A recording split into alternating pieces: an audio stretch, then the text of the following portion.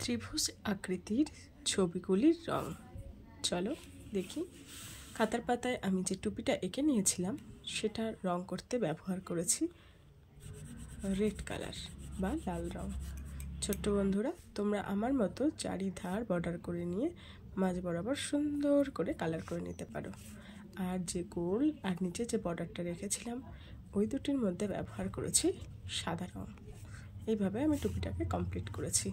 এরপর চলে গেলাম পিরামিড রং করতে। পিরামিডেও ঠিক চারিপাশ বর্ডার করে নিয়েছি। কালারটা ব্যবহার করেছি পিচ।